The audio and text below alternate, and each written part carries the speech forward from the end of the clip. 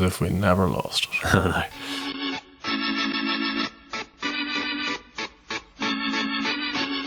Welcome back to the Let's Talk Racing YouTube channel in association with Racing TV. We're obviously very thankful for their support, but welcome back to the first video of the 2023-2024 season. How are you feeling? What have you been up to? Not a whole pile, to be honest, Josh. We've been working away. We've been waiting for this moment. And actually, I think we were waiting so much we've had to bring it forward a month unusual. We're usually the first to post, but this year we have actually gone to the extremes of the extremes, and we're in the middle of July. We've had enough of the flat race and we want to talk about the jumps, and the Let's Talk Racing YouTube channel is the perfect place for the build up between now and October, and hopefully throughout the season. And you're watching the first episode of our Horses to Follow series. These will be every single Thursday, where both of us put 2 horses up each to follow throughout the season. And then also for LTR Plus, which is now called LTR Ultra members, they get an extra horse each week. If you want to sign up to LTR Ultra, you can do so. What you have to do is you go onto desktop, you click on the YouTube channel, and on the right, there's a button called Join. Click that, and you can have a look at all the details for signing up there. But you get an extra video a week every single Thursday at 9 AM. There's one right now over on there for you to watch. So we do hope you go and do that. But what an incredible feeling it is. I feel like I've summered well. I feel like I'm ready for the jump season. Well, I don't know whether I've summered as well, to be honest. I'm feeling carrying a little bit of holiday weight. I've probably gone out to grass for a few too many months, but at this stage I'm just ready to get back into it. As you say, the flat racing, it has its purpose for a month or two. We can allow Royal Ascot tied by, but at this stage it needs to just go away. And the further we get onto Chepstow, the Charlie Hall meeting, Cheltenham October meeting, even just thinking about all these things, getting onto Hatton's Grace, John Durkin, Troy Town, Leopardstown Christmas, it just does not get better. No, it gets the juices flowing. I absolutely cannot wait for all of that to kick off. But in the meantime, it's our job to try and find horses to follow. Horses that are going to make Let's Talk Racing viewers a bit of money, maybe in the early part of the season. Maybe you might have to be patient down the line. Some of them, hopefully, might be competing in Grade 1. Some of them might be competing at the spring festivals, the likes of Cheltenham, the likes of the Dublin Racing Festival, the likes of Punchestown, Aintree. Some of them might be winning at Market Raisin. Nothing wrong with Market Raisin. No, definitely. But I think people at this stage have probably become used to, if you are new, I usually go for what I would suspect is the slightly lower light stables and maybe their stars. And you have an absolute addiction. You have an addiction with point-to-point recruits. Paul Nicholls horses, Dan Skelton horses, novice chasers, novice hurdlers. If they've made any sort of purchase price in the point-to-point sphere, you're all over them. But it's good that we try and cover the whole... We do. The whole field. Before we kick on, if you do enjoy this video, please hit that like button. Get your comments down below. Horses that you're particularly excited about this season. Maybe thoughts from a couple of the guests that we've got on and what you thought of what their opinion was. All of these different things massively help out the channel. It helps the channel grow. And if the channel grows, we get bigger guests. And also we'll be able to do more exciting projects on the Let's Talk Racing YouTube channel. So we do hope you enjoy. And without further ado, let's kick on. The first horse to follow is a horse trained by Willie Mullins. And no, it's not in Peripass, but it is a very exciting youngster. And when I think of exciting youngsters, I think of bumper horses, bumper winners. Willie Mullins trained 36 individual bumper winners in the 2022 to 2023 season, 5 of which did go hurdling in the same campaign. And that leaves 31 bumper horses for Willie to go to war with in the Novice Hurdles next season. Here I've highlighted 7 who I believe Willie will be hoping can reach Grade 1 level this season. These include Factophile, who finished second to A Dream to Share twice, Il Atlantique, It's For Me, who was largely regarded as the bumper horse last year, Tully Hill, who won a heavy ground bumper very impressively, Marizur West, who we've only seen the once, Junta Marvel, and Ballyburn, who was very impressive at the Punchestown Festival. A frightening list that doesn't even include these smart prospects. All 6 of these have very good form at a high level, but did fail to win a bumper. 2 things to note. We don't really know many of the French imports or the homebreds at Willie's, and trust me, there's going to be a lot of them, and they're going to be very, very good. And of course, let's not forget, we're expecting the return of Redemption Day, who had all of that glorious form behind Facile Vega as a bumper horse last season. He had a setback, he missed this year, but he should be back over hurdles this coming season. Yes, it's very easy to put up a bumper winner trained by Willie Mullins, but because of the amount of quality and the depth of his bumper squad going novice hurdling next year, I do think that there could be a couple that fly under the radar, and one of those I'm going to put up now is Il Atlantique. What has Il Atlantique achieved to date? Here he went to Leopardstown on his first start for Willie, having finished a good third at Auteuil for trainer Guy Dominato. I've highlighted Ferronilli in the light blue, who went forward on this occasion, and Il Atlantique, who was slightly keen mid-division, and then No Time to Wait, who was dropped out under Jamie Codd. Il Atlantique was always wanting to go a little quicker throughout, but still travelled into the contest the smoothest. He was the last to come off the bridle before Patrick asked a question and he took off. A perfect Irish racecourse debut for Il Atlantique. The races turned out to be very good. The second, Ferronilli, won a maiden hurdle before rounding off his season at Punchestown, beating Appreciate It and James de Burley to land the Grade 1 3-mile novice chase. The third, No Time to Wait, won a bumper on his next start by 15 lengths at Down Royal before finishing an 11-length 8th in the champion bumper, and even the 5th, Ostend, won a Kilbeggan maiden hurdle recently. Then we go over to Naas, where Il Atlantique made his second start for Willie Mullins. The task was to come up against 6-year-old Stella Story, who was coming off the back of beating Any Road in a Fairyhouse bumper, which has produced the likes of Next Destination, Dunvegan, Kescon Risk, and What Do You Want in recent years. This time there was no pace in the race, and because of Il Atlantique's early grounding in France, I think Patrick Mullins was happy enough to send him on to do the donkey work. That is what happened. You've got Stella Story here highlighted in maroon. Again, Il Atlantique travelled the best, but he was a sitting duck for Stella Story, who I do believe will be contesting Grade 1s next season over a longer trip. And it is also important to know that Il Atlantique, as a 5-year-old, was giving Stella Story, 6-year-old, £5, and Stella Story had a £5 claimer on, so there was a £10 swing at the weight. The one thing I would say here is I think if you reverse both of these horses' positions, i.e. Stella Story went on and Il Atlantique was the one that could track him, I think Il Atlantique would have done the same as Stella Story and picked him off close home. Il Atlantique then went to Fairyhouse on his last start, and I think this was quite a hot race because we had Firefox in there arriving off the back of a 10-length Navan win in a bumper won by Madman's Game and Ginto the last 2 years. Also, we had Toucher's Glory, who had dotted up at Limerick on his previous start. And then also we had Facile Mode, who was the shock Leopardstown bumper winner at Christmas. He beat Lecky Watson, who was second, and also my mate King of Kingsfield, who was back in 6th. And yet again here, highlighting Firefox in the red and green and Il Atlantique in the blue. Il Atlantique was sent off to do the donkey work. He again travelled the best. He again was a sitting duck and he was picked off close home. I do think this was a more impressive performance from Firefox and Stella Story, but Il Atlantique, once passed, was still picking up towards the line. A major factor of me putting up Il Atlantique as a horse to follow is his owner, Tony Bloom, who obviously owns Brighton Football Club and is a long-time racing enthusiast. His first involvement in racing came in 2009 when he had Little Josh with Nigel Twiston Davis, but his first dabble with Willie Mullins was when he moved 100-rated flat horse Penn Hill to Willie Mullins in 2016. Obviously, he went on to win the 2017 Albert Bartlett and the 2018 Stayers Hurdle. His next horse was Stratum in 2017. And then we come to Energumene, a really, really, really good record of horses with Willie Mullins. And you know why I think that is? I think that's because Tony Bloom strikes me as a man, and I don't know this, I'm just purely guessing, that instead of wanting to have a new horse, he's happy to wait for the right one to come to him. Instead of saying, I want to spend X amount of money, because he's not short of a few quid, on this expensive point-to-pointer because he's the one that everyone's talking about. I suspect the Willie Mullins-Tony Bloom relationship with Harold Kirk as well, that the Bloodstock agent is, you find me a nice horse, you wait for a very, very nice horse, and when that comes along, I will buy that one. Which is probably why he's done so well. So that's why I believe Il Atlantique is a horse to follow in coming seasons, and especially the one coming up when he goes novice hurdling. It'll be interesting to see how they campaign him, because the likes of Energumene wasn't given the campaign of being chucked into loads of Grade 1 novice hurdles. Will this horse be a Cheltenham Festival horse? I'm not 100% sure, but I do think he'll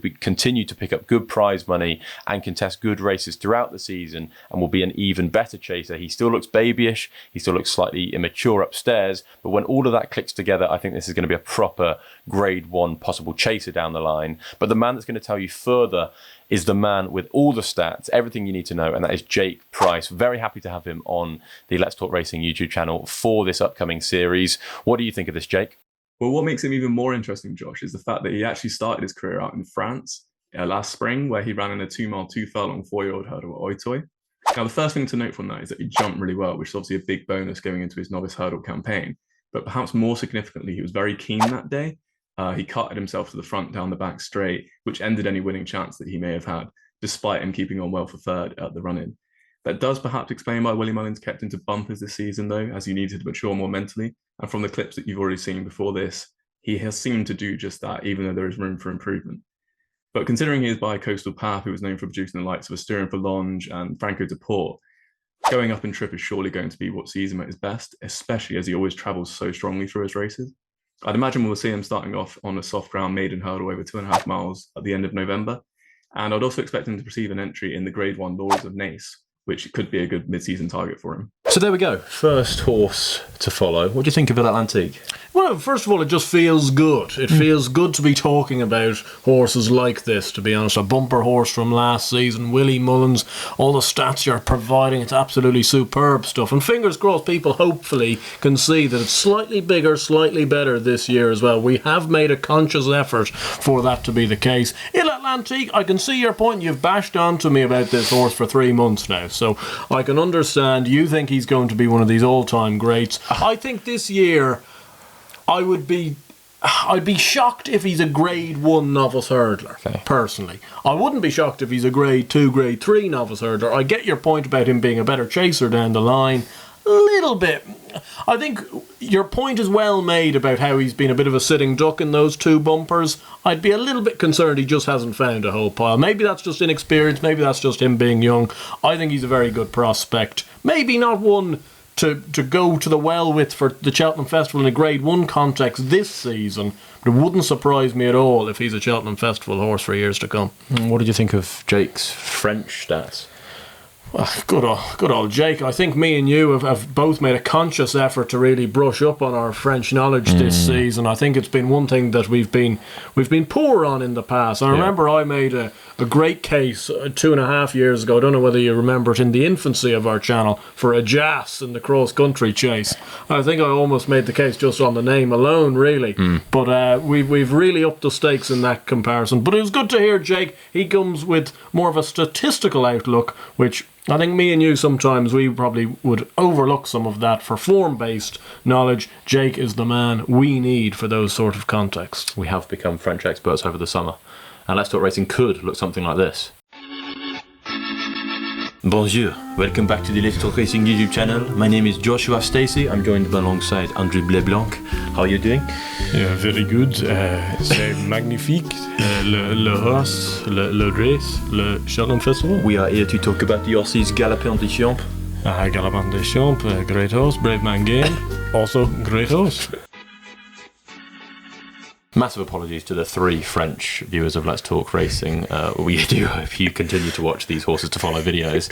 But moving forward, your first horse to follow. So my first horse to follow for the 2023-2024 season comes from a very reliable source. I'm talking about John McConnell, and I know people will associate me with John McConnell all day long, and rightly so. And it's great to see that his yard has been progressing over the last few seasons. And of course, last year he tasted that Cheltenham success with 7. He tasted Aintree success with Fenner's Cross, and he also had good success throughout the year. MAHLER Mission ran very well in some big races, and of course, we all have Encanto Bruno to look forward to for the season ahead.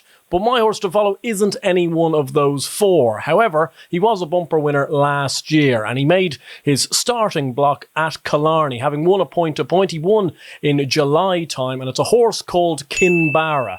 And you may have seen him quite recently out, actually, when he made his hurdling debut. But we'll go back to his bumper form to start with. And we see him here in action at Killarney, where he was sent off favourite. He was well backed, as I say, after winning a point-to-point.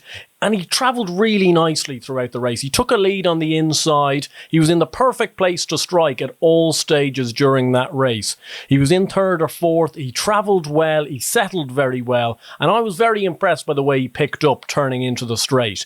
Now, the form of that race is up to a whole load of debate. Not Today Bobo was in 2nd for Gordon Elliott, who hasn't necessarily franked the form, potentially. But at the same time, Kinbarra did quicken up nicely. He then was green when he hit the front, and I think he was value for more than his 3.5 length win on that day.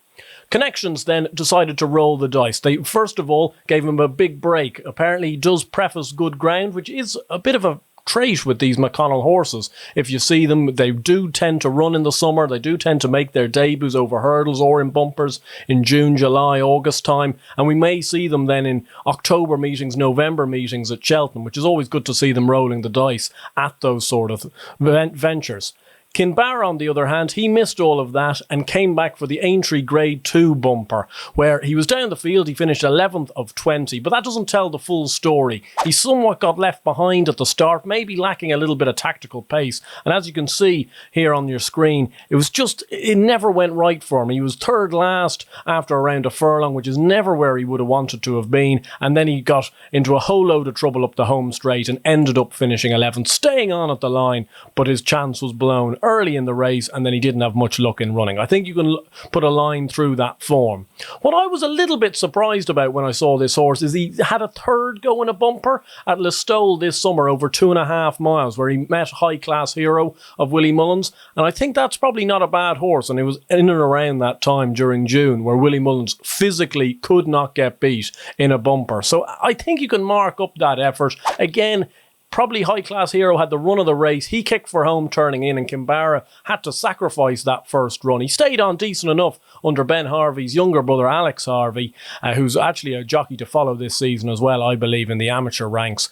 And he was just a little bit short of pace, ended up finishing second. Not a bad effort with the Third Great Universe, not a bad horse for the Reddington family as well. But we move on to what he's now going to be doing, which is staying hurdling. And he made his hurdle debut at Wexford only a few weeks ago over 3 miles. Now, some may see, and have put the correlation and causation together, same colours as Bardenstown Lad, same maiden hurdle as Bardenstown Lad at Wexford as well, that he won a couple of years ago when beating John Adams. Now, he won the race by 1.5 lengths. Kinbarra won it by 18 lengths. And I'm not saying the form is up to millions and millions of worth, but at the same time, it was very hard not to be impressed by this horse. We'll pick them up at the start of the race here, where Kinbarra gets a little bit of a lead down to the first.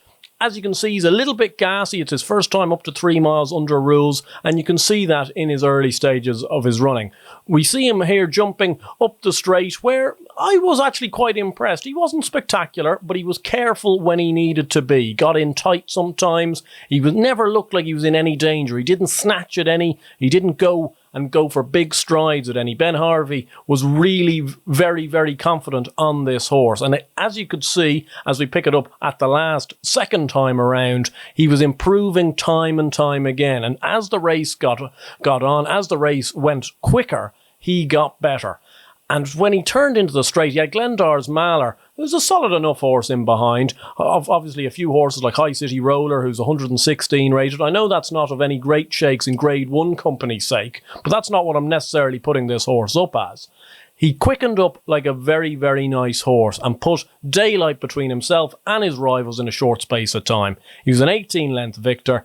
I think he'll probably run in another novice, maybe one Killarney in August time that Wrexham won last year. I know not a horse we want him to turn out to be. We want to turn out to be a little bit better than Wrexham did. But it wouldn't surprise me if he ran in that same race that Wrexham ran in, A, at Killarney, and B, then at the October meeting at Cheltenham. I'm not going to go to the well for a third year in a row, putting up a Bartlett horse in the middle of July. Wouldn't be like me, but I do think this horse is a good horse and a horse that's going to win plenty of races this season for Connections. I've rambled on long enough. You want to hear from John McConnell himself, who had a few words about this horse. Kinbarra is a lovely horse for the future.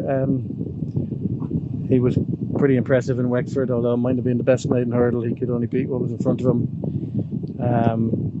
He was very strong at the line. The last half mile was the best half mile.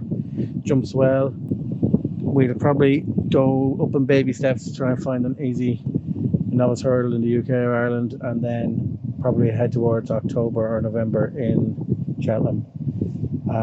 I'd be hopeful that we'd be going back in March with them for something. So it'd be nice to give him a sighter of the course, and we're very hopeful he's a graded horse. So fingers crossed for the season. Interesting words there from John McConnell. He says and he hopes he's a graded horse. Did that excite you? I can imagine it did. Oh, it very much did, yeah. No, it was great to hear from John Gay, to get a few opinions from him and how he feels the horse is going to line up this season. Does that mean that your ticket to the Cheltenham October meeting is already booked?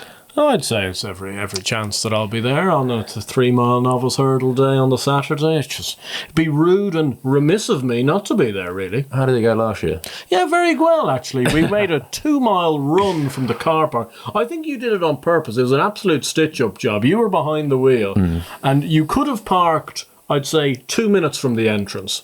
But you parked 25 minutes from the entrance, and we were arriving at 1:15 with the race at 1:30. So I've sprinted at Usain Bolt level speeds to see Wrexham, and by the time I'd actually gotten in the gate, I think he was tailed off already. And you're pretty confident he's better than Wrexham, though? Well, I'd bloody well hope so, to be honest. Wrexham's what, rated 120? Yeah, it wasn't one of the all-time greats. To be fair, he looked good at Wexford, though.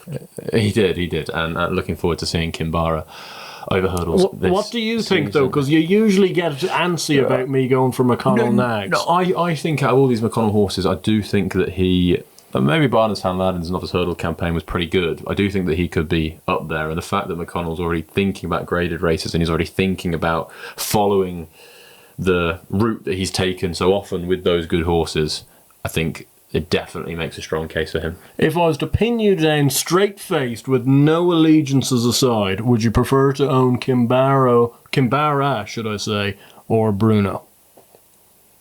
Bruno. My second horse to follow this season is a horse called Giovinco. 3 starts for Lucinda Russell up in Scotland and 3 wins. He didn't have a massive price tag. It was only £85,000. I think he was a bit of a surprise to the yard, but he goes novice chasing this year. He won a listed race at Perth over 3 miles, a novice hurdle, and he looks to have all the attributes you need to go to the top over fences. He burst onto the scene on the 11th of March at Ayr in a 2.5-mile novice hurdle on good ground, only 3 runners, so it was very, very hard to quantify what he did that day. He was favourite to go and win, and he did win impressively.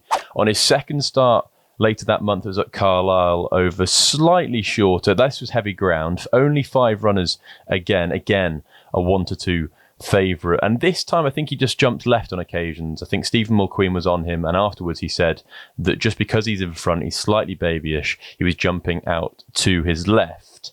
Interestingly, on his final start of the season, he went to Perth in a listed race, came up against the likes of Khan Funnock for Crawford's, the Make Your Mind Up, who had good form over 3 miles novice hurdling for Paul Nicholls that season. Hitching, Jacking again, another interesting horse for Dan Skelton moving forward, but he absolutely dotted up. He settled, they dropped him out, completely changed the tactics, and he settled, jumped well, and went away like a really, really smart horse. I think for the whole of this horse's career, Connections have had one eye on the future, and he was definitely a horse for next year when novice hurdling last year. This year he goes chasing. He's got good, interesting point-to-point form. I quite like the horse who he beat on his last start in a point-to-point, Quantum Storm. Gordon Elliott rates him very highly. We've seen him run at the Punchestown Festival in graded bumper, so he looks pretty good and exciting going forward. So there's good back form, and he just has all the attributes to fly over fences. He's quite big. He jumps pretty well over hurdles. He settles. He stays 3 miles. You're looking at a Hoyt-Signor. You're looking at Korak Rambler, 2 horses that Lucinda Russell has done supremely well with over the last couple of years. And I do think that Giovinco might be the next on that line. And very, very fortunately, I managed to speak to Lucinda Russell about Giovinco and her plans for him this season. Lucinda, firstly, thank you so much for coming on the podcast. Giovinco was a horse I had a keen eye on because I'm a massive fan of the horse who he finished, who he beat in his point-to-point at Dromerhaine. He obviously sold to you after that for £85,000. What was the impression that you got when he first came through the doors? Yeah, well, when we went to buy him, we used a very good man called Paul McIver who does all our form for us. And he had him on his short list, and we looked around the horses at the sales, and I just loved him. He's by Walk in the Park, and that makes him sometimes a little bit mad, but he's certainly got something different about him. When he first arrived, he was quite light frame, so he is a horse that's a little bit of a worry, a bit anxious and stuff. So to start with, we thought, look, we'll get him in training, and if we run him, we run him. We weren't really in a rush to run him. However, as we worked him, he he's just got the most amazing stride. He's got a lot of power and a good length of stride. And Derek Fox in particular was very pleased with him. So he said to me, yeah, no, this is a very good horse. Actually, in the end, I can't remember if Derek was injured or if he was riding somewhere else, but Stephen Mulqueen rode him in his races. And as you know, they got on really, really well. And I sort of thought he might win the first time, but I was very pleased when he won the second. I can imagine when a horse springs up like that at home when they're working particularly well, it's very exciting. And like you mentioned, on his first 2 starts, he made all. Was that a conscious decision? He's quite a keen going sort of horse. And I think we just try to, because he's a horse with quite a complicated mind. He's not one that you'd want to make things difficult for. So we just keep it simple. And I think, by going out in front, he was able to see what was going on. He's just a bit of a sort of anxious sort of horse. But that's a lot of these walk in the parks are like that. They just have a little bit of a quirk about them. So it was a simple thing to do. Just let him relax and make all. And we knew that he had this, as I say, he's got a lovely long stride. I didn't want to start messing around and putting him around and sort of making him anxious. So bouncing out, making all seemed to work. Interestingly, on both of those starts, one was on good ground, one was on heavy. Is he just pretty versatile? The ground was very safe when we ran him. We didn't want to, I'd hate to jar him up. And I think you'll find that in the future, we'll probably stick to the sort of good to soft. He certainly won't be running on early season good ground. He'll be a good to soft horse. The fact that he can go on heavy ground is great. But, after we bought him, the first sort of couple of runs, it's really almost more finding out about him and setting him up. I mean, he wasn't bought to go hurdling, he was bought to go chasing. And so the more that we could find out about him, the better. So we were quite open-minded about what sort of ground to run him on. So I think, as you say, it's shown that he is pretty versatile. After a second run, you were toying with the idea of Aintree. You said that in the interview on Racing TV. Why did you choose not to go there, and why did you choose to go to Perth instead? I think really for the reasons that I've sort of said before, that because he's a horse that could be anxious, and because it was a means to an end last season running him over hurdles. So it was more a case of just trying to get him through the season. If we could win, that'd be great. We were excited and we were keen to go to Aintree, but I just sort of felt that it would just push him over the edge, and I didn't want to just destroy him mentally last season and not have him ready for this year to go novice chasing. Obviously, he's got background in point-to-pointing, but did you give him a school before he had his summer's break? So the way that we do it here, they actually school up over the fences quite often. We don't sort of say, right now we're going to school them over fences. They just do that as part of their training. So, he's jumped up over the fences, he's jumped up over the open ditches, and he jumps particularly well. He's a very bold horse. As I say, with the walk in the parks, you have to keep their mind right as well. But he wants to look after himself, so that's a real bonus. So he's quite quick on his feet in front of a fence, loads of scope, and we just had to be quite careful when we were schooling him not to do too much over fences. So that we did it with the Hoist Seigneur, we've done it with Apple Away. We run them over hurdles. It's exciting when they do really well over hurdles, but at the end of the day, we want them to be chasers, and we don't want them to hurt themselves over hurdles. It's like creating. It's our dream to have the Gold Cup or the Grand National winning horse, and it's something that we have to be careful of. You don't want to wreck them as a hurdler. So we didn't want to do too much with them, but we've always had an eye on going chasing. As a jumps racing fanatic, he's a mouth-watering prospect going in to the novice chases next year.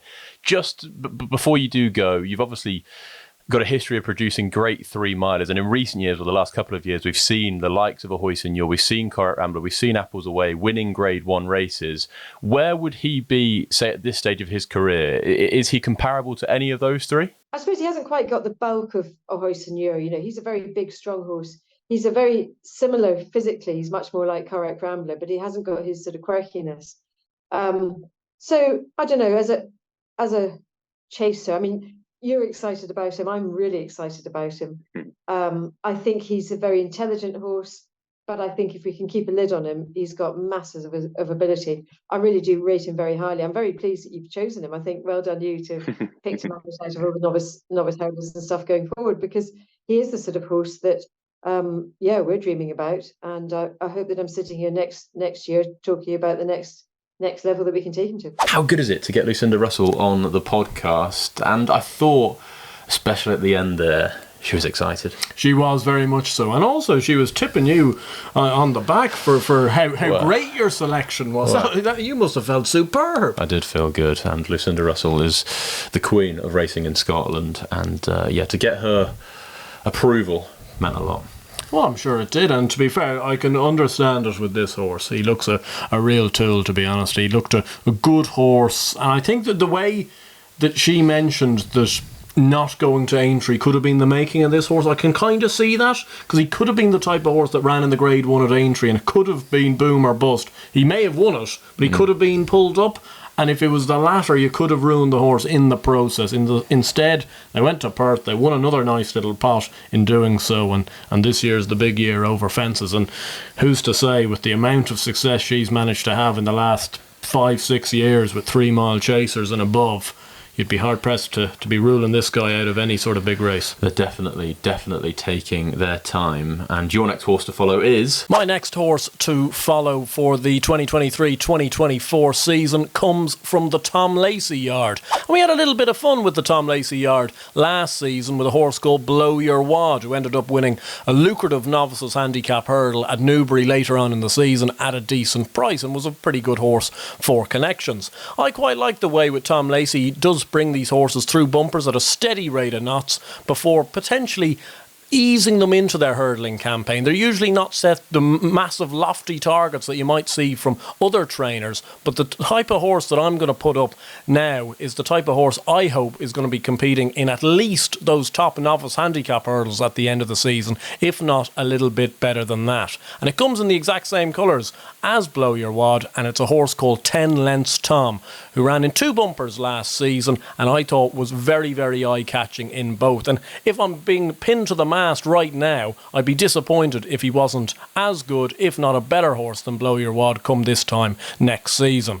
Starting off at Sandown, where he started off in a winner's bumper, a very tough winner's bumper at that, but he was well backed beforehand, which was interesting. They clearly thought there was something about this horse. No point-to-point experience, just straight into a 2 mile bumper, and you could see from how raw he was. 2 Paul Nicholls horses in this race and in the Waterside and wrapped up in May, both who have big reputations, and you might see a little bit of a trend with this race between both myself and Josh throughout these horse to follow videos.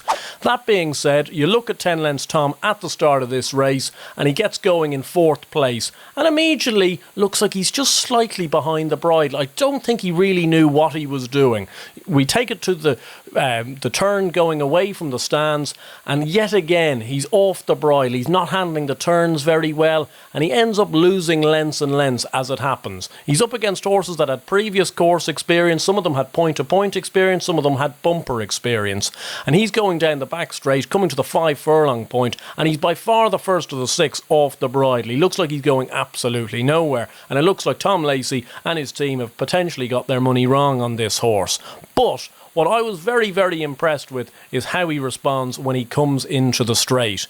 Again, doesn't look like he's really going anywhere. He's gotten himself into 3rd. The winner in the Waterside has flown. He's a very, very impressive horse and could be a very, very good horse to follow this season. Wrapped Up in May is under pressure in 2nd at the time. And it's 10 Lengths Tom who begins to make ground. And I was impressed with how he knuckled down and finished his race when he had a little bit of adversity to come through, and certainly an awful lot of greenness and rawness in his way that he ran, in the way that he looks after himself, and I think they'd have been very, very happy with that performance, and it marked him up as a horse to certainly follow next time round.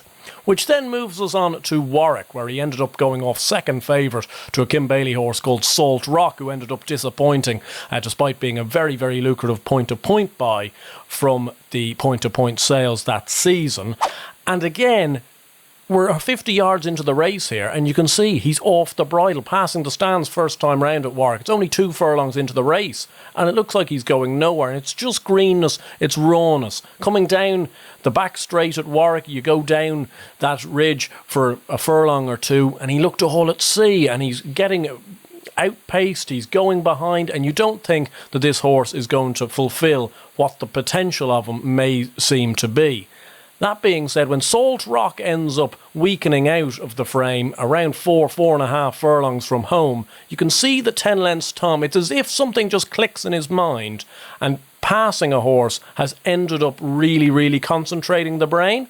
And here we are coming into the home straight, where he has a small gap to go through. And considering he's a green horse and an inexperienced horse, it was a small gap. And one of lesser ability and less courage wouldn't have gone through. But he goes from being off the bridle going into that gap to suddenly being there on the absolute Harry Houdini coming into the straight. And then, from then on, Stan Shepherd was just going through the motions. He goes to the front and he quickens clear like a good horse, winning by almost 6 lengths.